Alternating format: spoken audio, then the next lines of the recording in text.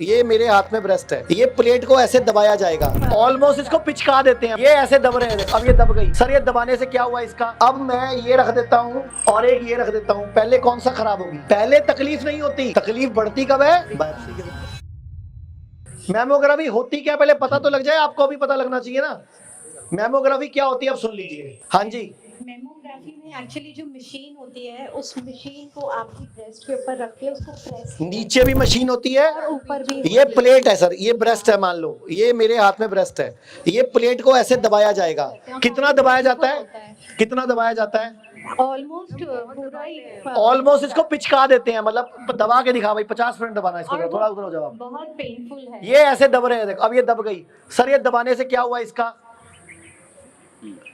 फट गई। अब मैं ये रख देता हूँ और एक ये रख देता हूँ, पहले कौन सा खराब होगी? डेफिनेटली फटा हुआ। तो फिर फाड़ा क्यों? मैमोग्राफी कर रहे थे तुम तो फाड़ क्यों दी मेरी गांठ? मैमोग्राफी करनी थी तुमने तो मेरी गांठ क्यों फाड़ी? अब नहीं भी कैंसर होना तो होएगा। आपके साथ क्या? आपके साथ क्या हुआ बताओ जरा। लास्ट मंथ मेरे को डायग्नोज हुआ ब्रेस्ट कैंसर। तो डॉक्टर्स ने बोला आपके पास टाइम नहीं है, 5 मिनट लगेंगे, इमीडिएटली आप बायोप्सी करवा लीजिए। तो मेरी फैमिली मेंबर्स ने बोला ठीक है करवा दीजिए। ऑन द स्पॉट मैंने बायोप्सी करवाई, लेकिन बायोप्सी के बाद मेरी और तबीयत खराब हो गई, मेरे को बहुत पेन। अच्छा उल्टा पूछना, वही खराब का वही बायोप्सी के बाद।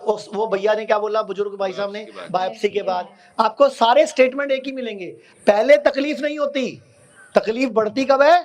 बायोप्सी के बाद। लेकिन इनको समझ आती है बायोप्सी के बाद, बादाम खाने से नहीं आती समझ, बायोप्सी के बाद आती है।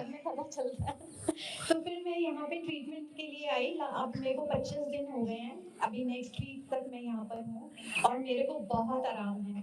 5 दिन के अंदर मेरा पेन चला गया था, और खाली ब्रेस्ट का ही प्रॉब्लम नहीं, छोटा मोटा प्रॉब्लम लाइक पैरों में स्वेलिंग थी, वो भी चली गई अपने आप ही, और तो कोई ऐसा प्रॉब्लम नहीं था। लेकिन ऑटोमेटिकली जिस तरीके से यहाँ पे डिटॉक्स किया जाता है बॉडी को, और जिस तरह के थेरेपीज हैं वो सब इतने इफेक्टिव हैं, तो हमने कभी सोचा भी नहीं था कि आयुर्वेदा इतना इफेक्टिव है।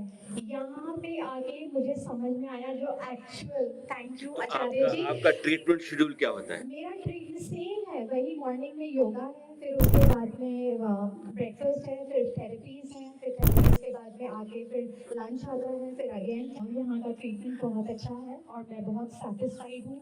और सबसे बड़ी बात है, जो यहाँ पे नाम लिखा है जीना सीखो, वो इतना ऐप्ट है कि हमें मालूम ही नहीं है कि हमें जीना कैसे, बट यहाँ पे हर जगह लिखा है जीना सीखो। तो मैं जब वॉक करती हूँ ना, तब मैं सोचती हूँ एक्चुअल में यहाँ ये जीना ही सिखा रहे हैं हमको कि हमें कैसे अपनी लाइफ को जीना चाहिए। Thank you ji, thank you ji, धन्यवाद। भारत में हमारे 120 से अधिक हॉस्पिटल, क्लिनिक और डी केयर सेंटर्स मौजूद हैं, जहां 900 से भी अधिक आयुर्वेदिक डॉक्टर्स और विशेषज्ञ आयुर्वेद, नेचुरोपैथी, पंचकर्म और डाइट थेरेपी जैसे प्राकृतिक तरीकों के माध्यम से कैंसर, किडनी, लिवर, हार्ट और अन्य गंभीर बीमारियों को रिवर्स करना सिखाते हैं।